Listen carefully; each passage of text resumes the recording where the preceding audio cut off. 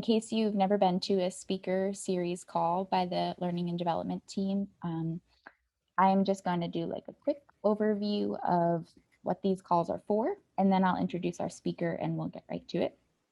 So this is a live speaker series hosted by the Learning and Development team.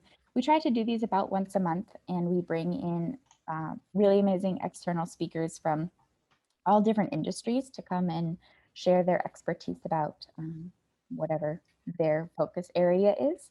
And right now we're in the middle of a 4-part series on all remote communication. And so we've had 2 sessions already. We had one session about video communication in an all remote space. We had a session that was about text-based communication. And today, our speaker here, her name is Lavinia, and she is here to talk about career development conversations and communicating your career development in an all remote space. I'm really excited to be putting on this series. We're going to have one more session that's happening in April that will close out the all remote communication series. And if you haven't attended the 2 that I just mentioned, we always record these sessions and we share them on our YouTube channel and in the handbook. And so if you want to catch them, I will add the links to the previous sessions in the meeting agenda for today. A quick note about the structure of these calls. So this is me giving an introduction to let people trickle in and make sure everyone's here on time. In a minute or so, I'm going to turn it over to Lavinia to introduce herself. And then for the first about 20 minutes, I have 3 predetermined questions, and we'll do kind of an interview back and forth with myself and Lavinia answering those questions. At the end of those questions, which should take about 20 minutes, we'll move to team member questions. And there's a section in the document for you to add your questions like an AMA style. And Greg has already added one in there. So if you have questions that come up as we're talking, feel free to add them to the bottom of the agenda, and then we'll get through as many as we can until the end of the meeting at 45 minutes past. And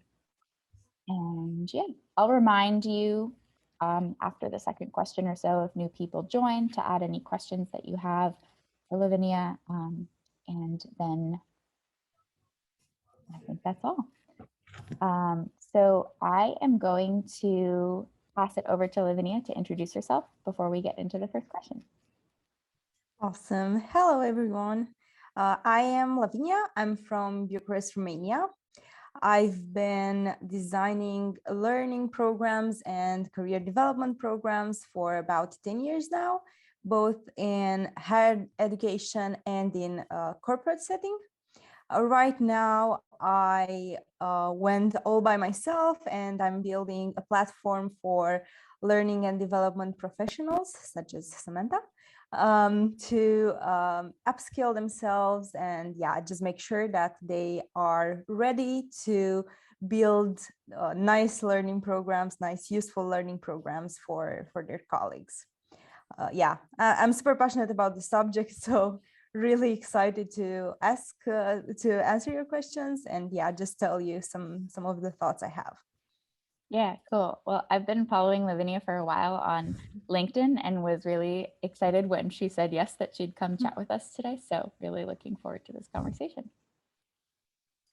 Okay, so this first question that I have for you is, how does self-talk and your own personal perspective impact your career development goals? And also, if we can talk a little bit about how we can shift our internalized thoughts to benefit our career growth. Yeah, so I really think everything starts with us, honestly. And I do know that at GitLab, you have this sense of ownership over your career, and you're trying to just help people own their journey. So it's a great place to just start. And I have 3 thoughts on that. The first thing is about the usual suspect, which is growth mindset. Do I believe that I can grow, that I can learn all the things that I need to progress in my career? And what the theory says is that in a fixed mindset, your beliefs are a lot about talent. So if I have talent, I can do that. If I don't, I won't be able to learn and to grow. Because if you're in a fixed mindset, you believe that effort and challenges are not something that you need, basically, because you have this idea of talent, and we've been taught in school that talent is so important. And when you're in a fixed mindset, maybe asking for feedback might come really hard, and embracing challenges and opportunities might come really hard, because if you do that, you might fail. And if you fail, it's just a mistake you've done. You are in this negative space, and yeah, you just can't grow. Whereas in the growth mindset, you are really aware that your growth comes in incremental steps, not overnight, and that you need to put in the effort and the hard work to actually learn and develop your career. And yeah, honestly, the next follow-up question that comes after presenting this fixed versus growth mindset is, okay, but how do I get into the growth mindset? And for the sake of the conversation, let's say that we are all in the fixed mindset. And I think it's a lot about reflection first. It's about how we talk to ourselves, what we constantly repeat in our minds. And what I've observed in my case and in other people's cases is that we're constantly in this rush of getting things done, and we often don't take the time to just take a break and think about all the things that come through our minds. And this skill, maybe you've heard of it before, is called metacognition, is thinking about thinking. And what metacognition does to us is help us be more aware about who we are and how we react to our internal and external factors. And there are so many ways to train this muscle of metacognition, and they range from more complex processes like going through therapy or having a coach, to more simple things you can do, like journaling on your own, or having conversations about yourself and what's happening to you with friends or coworkers or your manager as well. But my belief is that mindset shift is one of the hardest changes we can embark on, and we need to be realistic when we try and change our mindset, because if we're not, and we don't see that overnight change, we might give up. So just be aware that if you try to change your mindset, it's going to take time and hard work, and just shifting how you talk to yourself. And just out of my own experience, I was so shocked to listening to my thoughts, being more aware of what I'm telling myself, and hearing how many bad things I tell myself.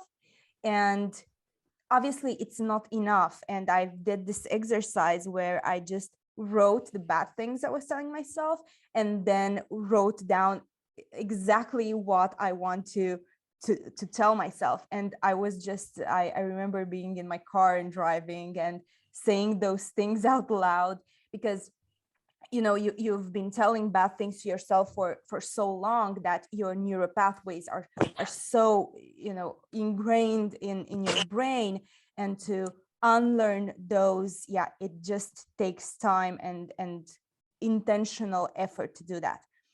And the other good thing about metacognition is that it helps with what it's called self-authorship.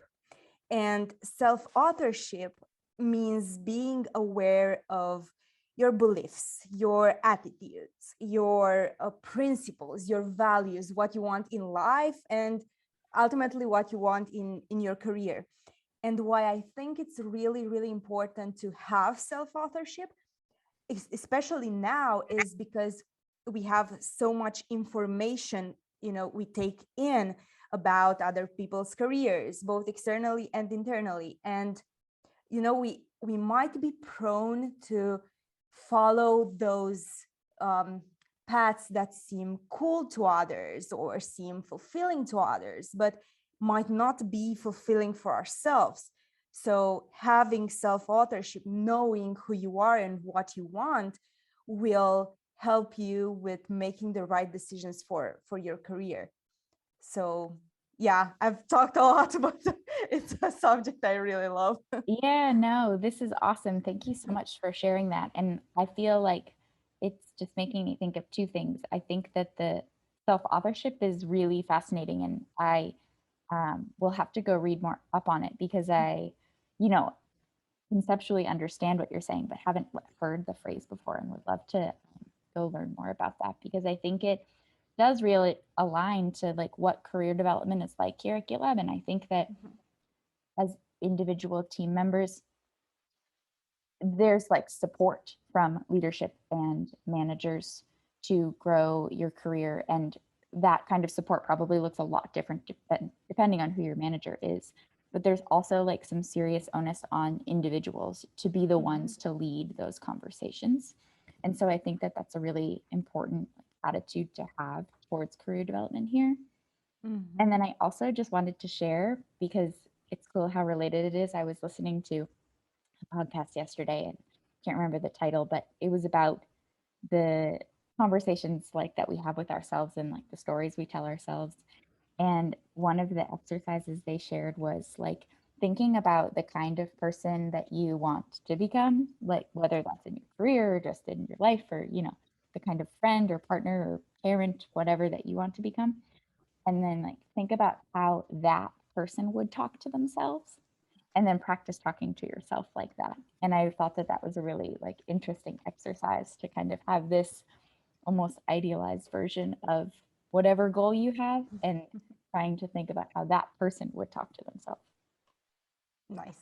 Yeah. Nice. It's a very common exercise in coaching, usually, envisioning who you want to be and actually building a small step to reach that person. Yeah. Nice. Yeah. Thank you. Yeah. Great.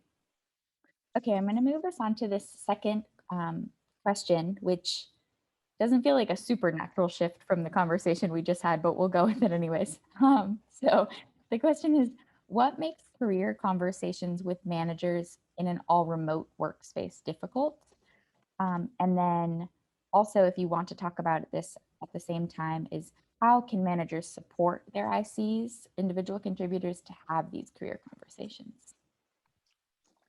Yeah, it's a really nice question for everyone, honestly. So I think everyone here might have some thoughts on difficult, what makes remote career conversations difficult. My first thoughts are first about something that's called proximity bias. And proximity bias basically means giving preferential treatment to those that are closest to you. And in remote workplaces, it doesn't, it's obviously not about physical, contact, but rather about those people that are outspoken, maybe, or those people that are you work as a people manager, at least you work close with them for a longer period of time because of their role, of different projects you're managing and so on. So I think that's really hard to, as a people manager, at least, to be aware that you might be prone to proximity bias. And I've heard some people say, oh, but that doesn't happen to me. But you're a human being, it might happen to you as well. And yeah, this is the first one. And the second thing, it's something really interesting, and I've been reflecting upon it because I was a people manager in a remote space. And what I saw is that it's difficult to build trust in remote, not difficult, but maybe it takes longer to build trust in remote workplaces, because trust is a lot about personal relationships, vulnerability, human interaction, more than, just having talks about projects and roles and responsibilities and so on. And what I think is that in on-site workplaces, these these personal interactions happen more organically, because you commute with peers and maybe with your manager. You have, I don't know, you go to the gym together after work, or you have your coffee or your cigarettes together with them, and those just happen organically. Whereas when it comes to remote workplaces, I think you need to be a bit more intentional as a people manager in building those spaces where people can interact with each other personally, like happy hours, like all hands, like one-on-one conversations, or just 5 minutes before starting the call to just rant or talk about how you've been doing. So and to answer your second question, apart from building these intentional spaces for personal connection, which in my opinion lead to more trust and people being more open to share their dreams, how they envision their career, because that's not always easy to do, because you're so vulnerable when you do it. So that's one thing people managers can do. And the second thing, which I'm pretty sure you have at GitLab, is having a common process among all your individual contributors. So no matter how outspoken some people are or how close you work with them, you need to have, I don't know, one-on-ones or regular career conversations with them to make sure that you first encourage them to be, to have that self-authorship I was talking about first, because you won't be so close to them to observe them constantly, how they grow and what they need. So they need to have that, so you have to encourage self-authorship, and then just track their progress and know how you can help, because some people might need you to be a coach, some people might need you to be a mentor, some people might need you to be just a sponsor for them because they're more senior and they know what they want, and you just pair them with certain projects. So encourage self-authorship and be aware of their needs. Not sure Yeah. if I've answered your question, but yeah. No, you have. This is great. I think that the discussion about like proximity bias is really important too, because, um, and it's like a new way to frame it for me because, yeah, in an all remote space, we, the time that we spend with other team members is almost always focused on projects. And that's how we get to know each other. Um, and maybe through like TMRGs and other like kind of social calls. But the people that we're around the most, like that's kind of like our own, bubble of awareness within the company. Yep. Maybe that happens in office spaces as well. But I think it's so important to be aware of that and know that just because we don't see these people all the time or we don't see what they're doing, and especially as managers, especially maybe if you manage a large team and you work more closely with some of your direct reports than others, being aware of those relationships that you have, how they're influencing the conversations that you're having, and leaning into like consistent systems that will help you avoid the proximity bias taking over, right? Because like we're all like prone to falling for a bias or believing a bias as truth. But if we can have systems that are built to avoid that bias and we use those systems correctly, it sets us up for a little bit more success. And just coming back to your first question and my answer, I think in a remote workplace where again, your manager is not always close to you or doesn't observe your interactions with others as often as it might happen on site.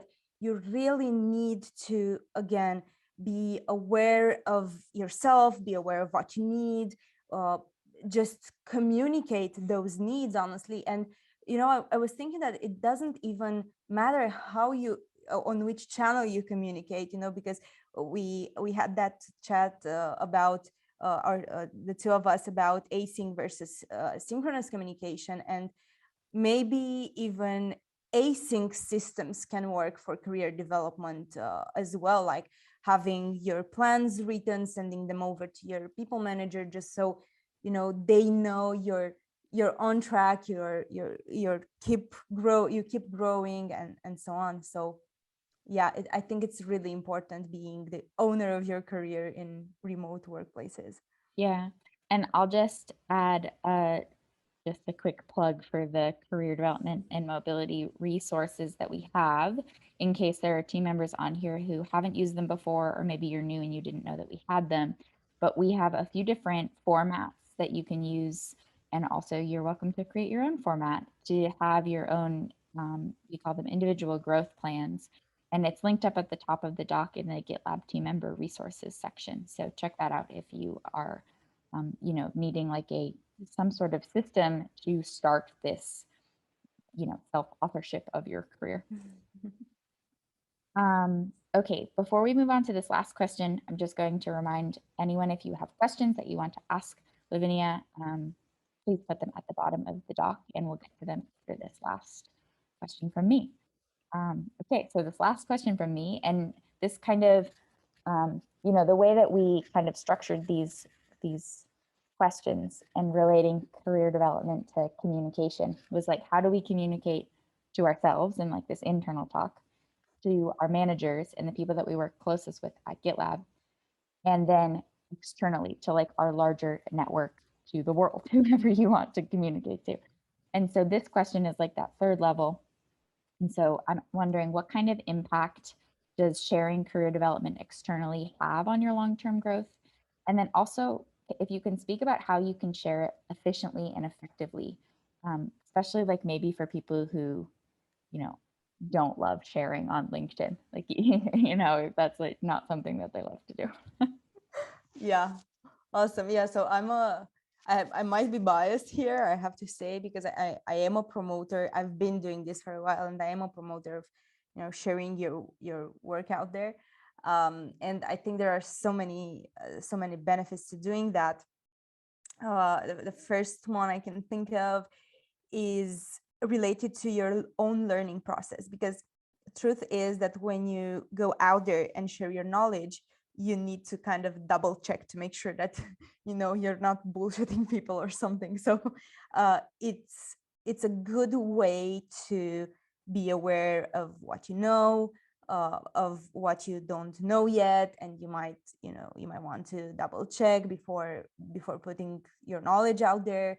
So yeah, it's just a good measure of your learning journey. So that's the first one.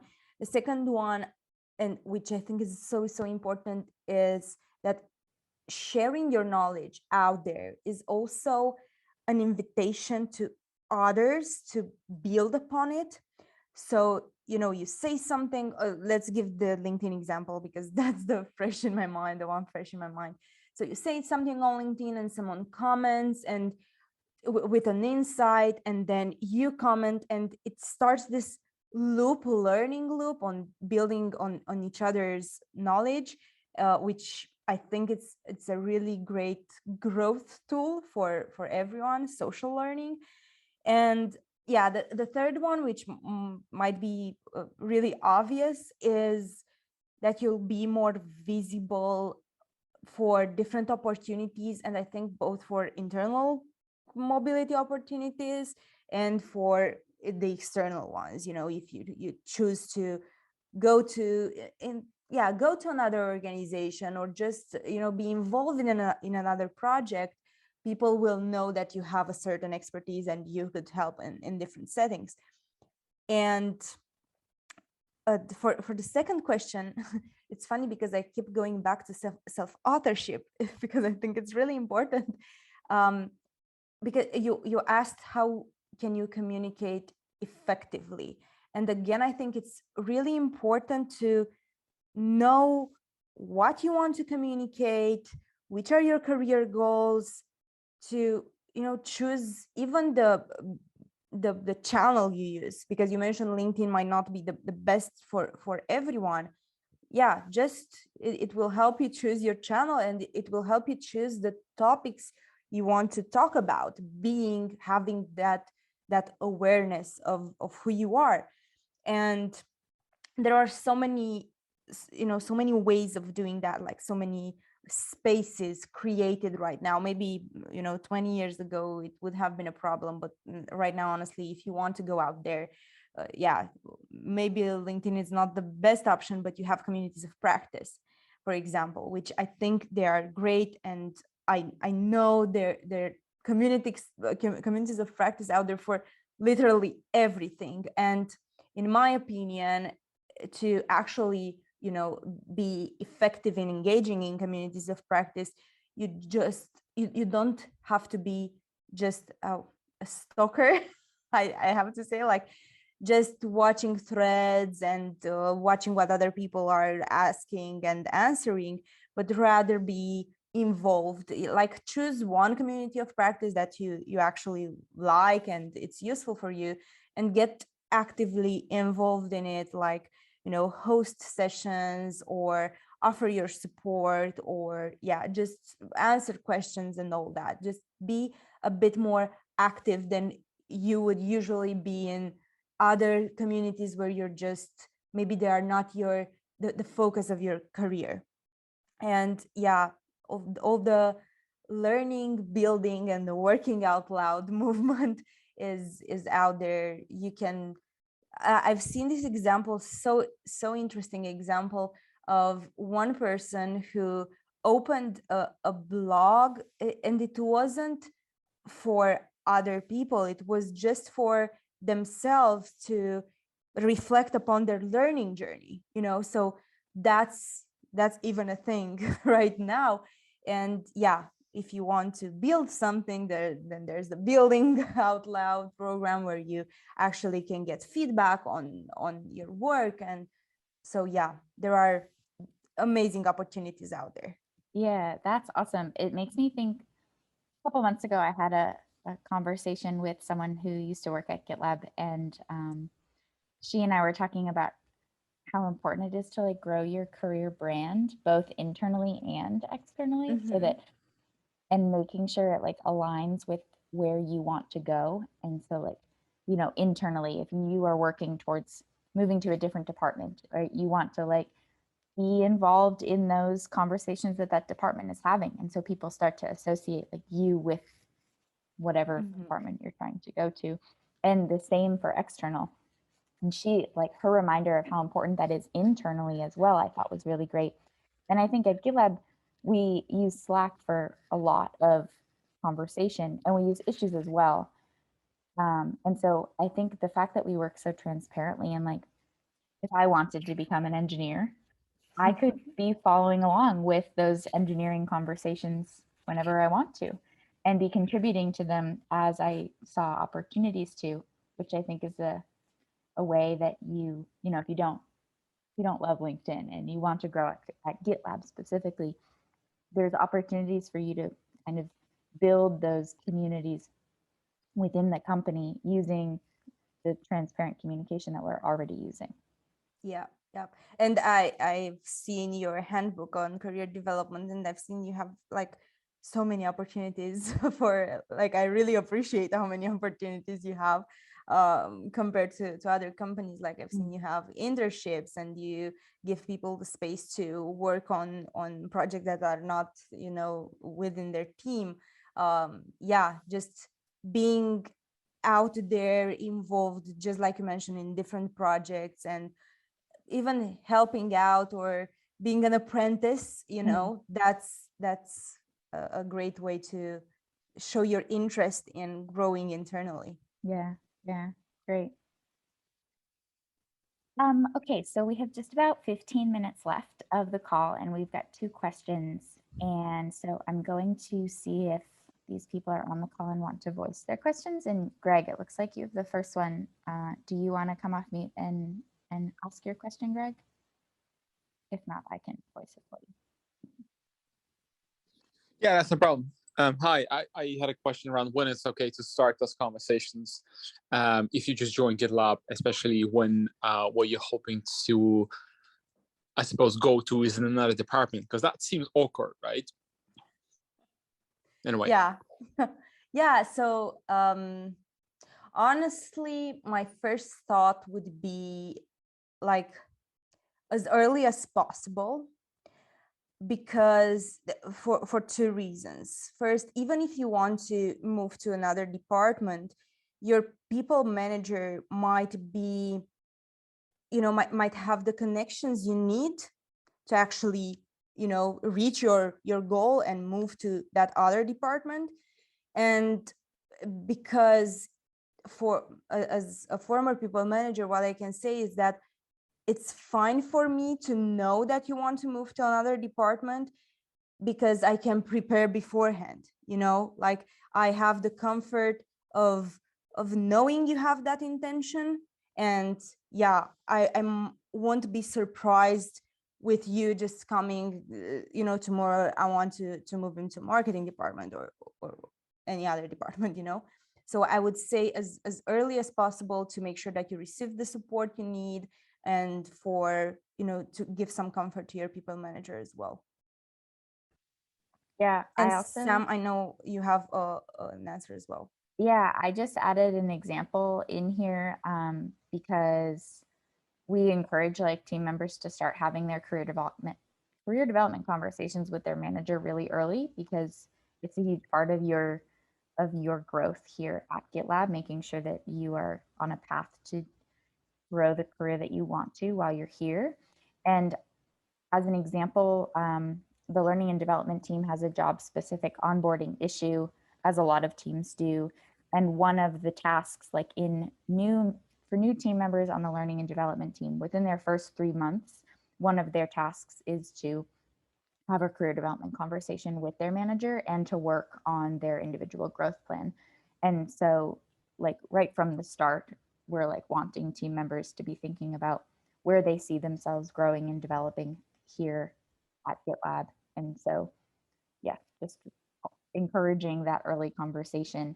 And then I also linked earlier, I don't know, maybe it was August of 2021, we did a couple of trainings about how to have career development conversations, and they were recorded.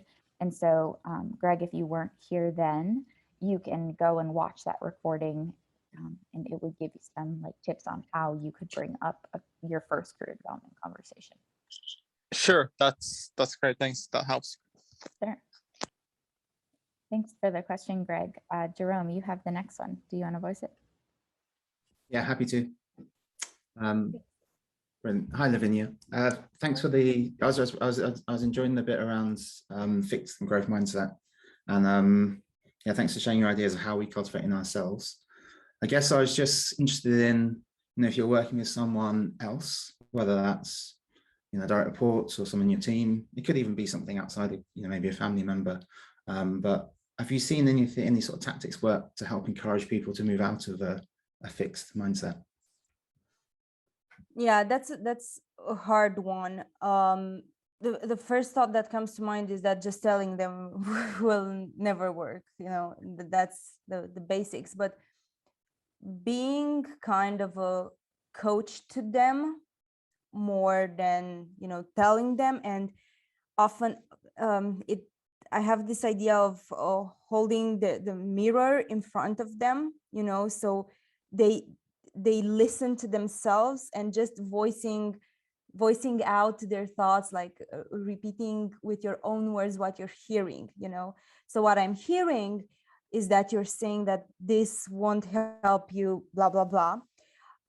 Also asking them about different opportunities in their lives where they thought they couldn't make it, they couldn't learn, and so on, and they did. I think it reinforces this self-efficacy, you know, I can do this because I've done it in the past. And the third thing that comes to mind, and I have to go back to social learning, is encouraging them to be in places that where people, you know, have this, not a particular, it's not like I will say I have growth mindset, but rather act in that way, like they constantly learn. Because usually, you know, when we're in social settings that you know, embrace learning, we're gonna emulate those behaviors as well. Awesome. Yeah, that's really interesting. Yeah, very helpful. The part about like sharing back what you are hearing as well makes me think of a training that we do at GitLab called Crucial Conversations. And one of the, like, I can't remember what they call that strategy. I think they call it mirroring, like you were just saying, Lavinia, where like by saying that, you give the person the opportunity to either say like, yes, that is what I said, or to say, no, that's not what I meant to say. Like what I actually meant was, and then, you know, they go on to read what they're talking about. And so it's like a really great tool to use if you're having a conversation where you want to encourage that person to, you know, to redefine what they're saying, or to get more clear on what they're trying to communicate. Arturo has a question as well. Yeah, Arturo, you want to voice it? Yeah, thank you very much, Lavinia, for this conversation. So one of the problems that I see is less related with growth mindset, but more like people is very busy on every day, you know, in the task issues that they are trying to resolve and the problems. So the approach about career development is more like one-off thing, you know, like you think at one moment, or maybe you have one conversation. But what I'm considering more difficult is to have an ongoing thing, not from the manager, because the manager maybe is very aware about, you know, having this conversation or like upskilling people, but it's more like for direct reports, like how this can be an ongoing thing for them, you know, like switching from one-off thing to like an ongoing thing. Like how do you think that we can approach this change on the mindset? Yeah, that's a very good question, and honestly a very common problem I've seen. You mentioned that it's not about the people managers, but in my opinion, people managers can do something to influence that. And first, it's the most basic one, like making sure that you have those conversations, even honestly, even if it's 5 minutes, 10 minutes out of a personal conversation you have with your direct reports, just asking, okay, what are your plans? Where are you right now? And you know, making sure that out of those conversations they take specific actions. And you don't have to tell them which actions, but rather, okay, now that we've talked about this, what are you going to do until our next conversation to make sure that you can progress in your goal? And that will, you know, it will give people the sense and the idea that it's expected of them to work on their goals beyond just having the conversations with managers, and more going beyond that, give feedback. Like, I think giving feedback to people, it's a very, very powerful tool. And yeah, you know, it's this feeling that making a career shift or learning should be this huge event that's happening in your life, where truth is, even if you even if you have 5-10 minutes, 1 hour out of your day when you just read a book or you're engaged in a certain project and so on, that can help you, you know. And you need to have the ability to reflect on the impact those interactions will have on your career growth. And another thing is that even being involved in certain projects will help you. Like, you don't have to take those 5 minutes if you're busy, but the question is, how does being involved in certain projects at GitLab, for example, helps me in my career development? And having, again, self-authorship and ownership, I can go to my people manager and ask, okay, I have these goals. Which types of projects should I take in to make sure that they are a boost for my career development? And if, because your question is, okay,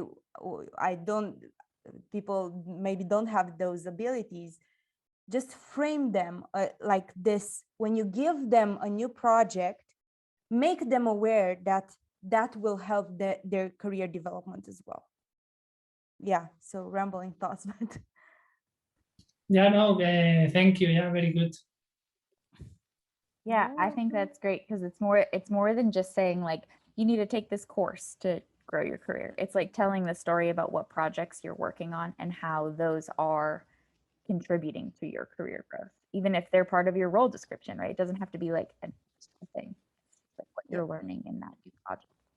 And then I just linked, there's a section in the handbook about suggested agenda headers for one-on-one meetings. And if you are a people manager, or if you're an individual contributor, like I organize my one-on-one doc with my manager, and I think that a lot of, or maybe most individual contributors at GitLab do that. There's a suggested like header that you can use, and my manager and I recently started using it, and one of them is called performance management, which I think like could stay or could also be renamed as career development. And my manager and I have a section, we don't talk about it on every one-on-one, but it's there in the agenda for every one-on-one. And so it reminds us like, oh yeah, we should be talking about this really consistently. We're just about at time. I don't see any more questions in the document, so I'll wrap this up. And just thank you, Lavinia, for being here. This was a really great conversation, and it's been cool to kind of see how like, we've thread mindset through the discussion. And I think that there's been some really great ideas and, practices that you've shared that members of this call and anyone watching the recording will really be able to kind of use in their day-to-day work at GitLab and in their career growth beyond GitLab. So thank you so much for being here with us. Thank you for having me. It's honestly an honor. I appreciate your work so much. And yeah, if anyone here wants to connect beyond this call, yeah, just ping me on LinkedIn, and I can help however you'd like. Great. Thank you. And your LinkedIn profile is linked in the agenda. So if anyone wants to connect with Lavinia, you can find it in there. Yeah, thank you again. Thanks everybody for attending and making time to be here. Hope you enjoy the rest of your day, and I'll see y'all soon. Bye. Thank you. Thanks, everyone.